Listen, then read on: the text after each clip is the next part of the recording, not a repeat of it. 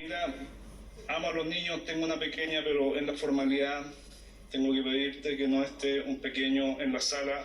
Y a mí me parece extremadamente violento que una guagüita tenga que salir de esta sala y no estar cerca de su mamá. Reglamentariamente en la sala solamente pueden estar los parlamentarios, salvo acuerdo unánime del Pleno. Yo no tengo ningún problema con que los niños estén aquí, pero también entiendo al secretario cuando dice que hay un reglamento y ese reglamento ojalá todos lo respetemos. Camila Rojas, la diputada que tuvo que salir porque tenía que trabajar con su hija, probablemente no tenía otra alternativa en ese momento. Y como le pasa a tantos chilenos y chilenas fundamentalmente, debe ser distinto, pero es así, y que no puede entrar a trabajar. ¿Cómo lo ve usted? Mira, yo entiendo la cuestión del reglamento. De hecho, nos pasa también a propósito de que pueden ingresar subsecretarios y subsecretarias o directores de servicio. Debemos solicitar a la mesa que pida la unanimidad.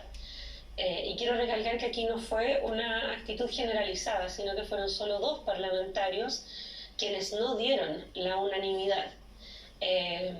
Lamentablemente eso se derivó en una imagen bien...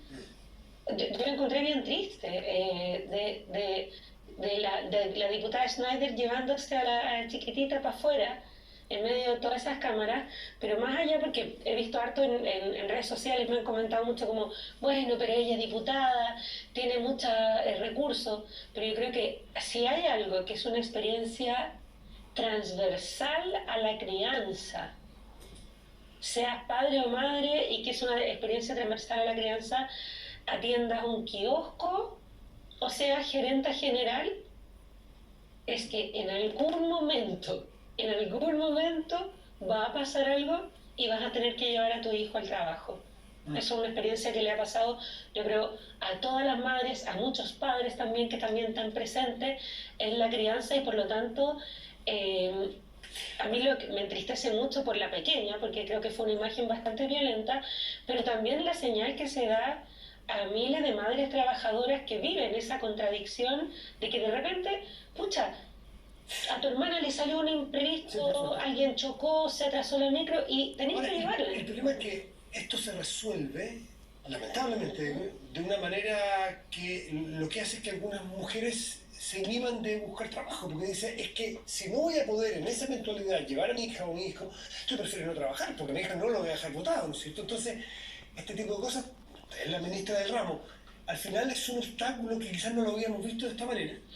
Bueno, precisamente por eso fue necesario avanzar en la ley de conciliación de la vida laboral, familiar y personal, y también en algunas disposiciones de las 40 horas, hablando de los imprevistos. Y yo creo que cualquiera que críe sabe que los imprevistos son parte de la vida cotidiana.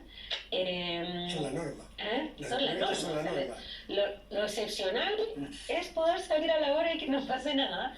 Y por eso, por ejemplo, en la ley de 40 horas, aprovecho a difundir para que se ocupe, está la posibilidad de las bandas horarias flexibles.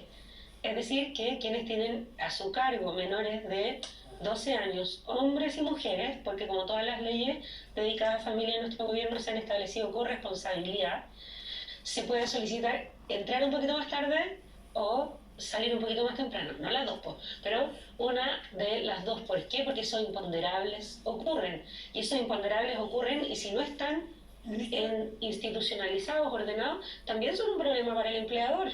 Usted hace una analogía con el reglamento de la Cámara, en que cuando va un subsecretario, eventualmente un diputado o diputada de cualquier sector puede decir, me niego que esté aquí y tiene que retirarse. Pero eso es visto dentro del marco o de la cancha, que estamos en Copa América, de la cancha de lo político, ¿no es cierto? Evitar que ustedes entren que son subsecretarios o el día de mañana voto, ya. Pero aquí... O la directora de presupuesto, cuando se discute la ley de presupuesto. Claro, pero eso es parte de lo que uno supone que es el campo, el marco de la política, hacer política. Nos guste o no nos guste la forma, pero aquí es distinto. ¿Usted siente que una utilización política de un menor, utilización política en el sentido de hacer un punto político, quizás para negarle algo a un diputado adversario? Yo la verdad es que dudo que haya habido una reflexión detrás de una acción tan mezquina, porque querría decir que hay un desprecio profundo a la niñez. Prefiero pensar que no fue algo tan elaborado de su parte. ¿Qué piensa? ¿Por qué a alguien le puede molestar que no estaba interrumpiendo, no un niño que estuviera gritando? No, y la diputada de hecho me contaba, o sea, la chica tiene 2 años. En 2 años la ha debido llevar por algún problema, entre que el jardín, no sé, pues de repente el jardín se le corta la luz, y hay que así llevar el niño. ¿Pero cómo lee usted? ¿Cómo explica usted qué pasa? La verdad es que yo lo veo como un intento más de beligerancia y de no entender que, independiente de la diversidad de posiciones políticas, no es necesario tratar al otro como enemigo. Bueno, entonces, esto está viendo entonces como una utilización para hacer política con ese niño, que esa es la pregunta que yo le hacía. O sea, yo veo que es un trato cruel. Aquí, esto puede ser considerado un acto de violencia laboral, y hago mención a que, por ejemplo, se puede hacer cargo la ley Karim, que entra en vigencia el 1 de agosto.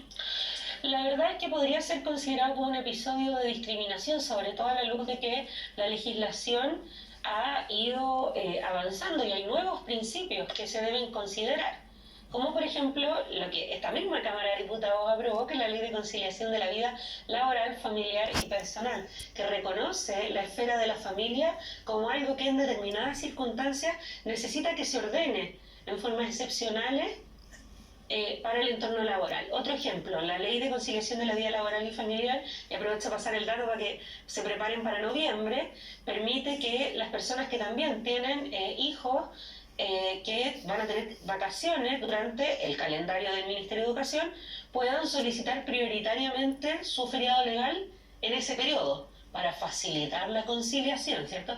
Y aquí evidentemente tenemos una muestra en que no se facilitó la conciliación. Hay varias normativas que protegen la maternidad. Están las disposiciones de protección a la maternidad en el Código del Trabajo. ¿Hubo violencia laboral en su juicio? Es que la violencia laboral es una categoría en la ley Karim que está referido a terceros que no forman parte no son compañeros de trabajo. Yo, si tuviera que calificarlo, diría que fue un hecho de discriminación. Está bien. Que es distinto. Quiero cambiar de tema porque tenemos que pasar por muchos temas.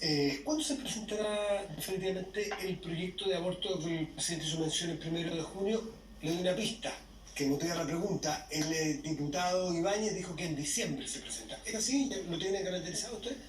Me llama la atención que ahora que lo dijo el diputado Ibáñez hayan pescado la fecha, porque yo he dicho en cada una de las entrevistas que en diciembre. Ya, o sea, definitivamente diciembre es el tema, lo tiene ya. Esa es la programación con la que estamos trabajando. Perfecto. Y siempre que se debate sobre este tema surgen argumentos que extreman los casos, lo hemos visto aquí en muchas partes del mundo, inmediatamente se van los polos, la discusión, y eso sin duda que dificulta muchísimo las soluciones a las cuales uno pretenda llegar. ¿Cuáles son los bordes del proyecto que usted nos va a presentar o que su gobierno, su ministerio va a presentar en diciembre? Bueno, en primer lugar, el anuncio del presidente el 1 de junio tiene 2 componentes. Uno es mejorar el reglamento de aplicación de las 3 causales, que es un tema que ya está zanjado por nuestro país, vigente, que tiene una alta aceptación ciudadana, pero que en sus primeros años de implementación no tuvo capacitación suficiente a los equipos. Sobre todo en materia de... Sobre todo en materia de cómo se hace esto. Y hay mucha gente que, de acuerdo a estudios de académica, más bien son objetores pasivos. No es que estén en contra, sino que tienen miedo de que los miren feo, de que su equipo, su jefe, sí lo sea, y de que no fueron capacitados. Entonces tienen miedo de poder causar... Pues vale una ley nueva que tarde un tiempo culturalmente. Y ahí lo que estamos aprovechando es entonces de buscar mejor capacitación y ordenar la red, porque la legítima objeción de conciencia, que es efectivamente un derecho constitucional, objeción de conciencia también es lo que hizo Michel Nach cuando se negó a disparar contra su pueblo en 1973. La objeción de conciencia es un instrumento asentado. No tiene que ver solo para la No tiene que ver solo con esto. Hay para gente que no quiera enlistarse en un servicio militar. Por ejemplo, los descendientes de víctimas de tortura tienen, que están inscritos en el registro Valech, tienen la posibilidad de objetar el ser parte de la conscripción obligatoria. Claro. Por ejemplo, un concepto general no solo para materias del aborto. Así es. Entonces, lo que buscamos con este reglamento es que esta legítima decisión, primero sea una decisión que no sea cualquier cosita, que no se pueda llegar a invocar sin que haya un orden dentro de la red asistencial, porque la red asistencial tiene un deber, que es la continuidad de la atención.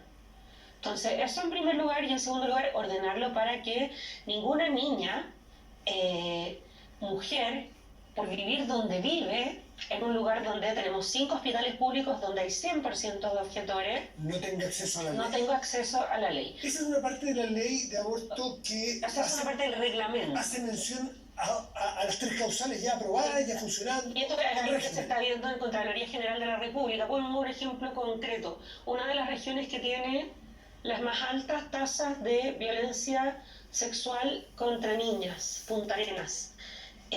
Una niña que tuvo un embarazo por resultado de una violación en Punta Arenas, y aquí hay que recordar que aquí corren las semanas, y contra lo que dijeron ginecólogas tan destacadas como Andrea Uneus, que no podemos decir que sea de un sector político, sino que una autoridad científica en la materia, las niñas son niñas, las niñas no saben cuando están embarazadas. Una niña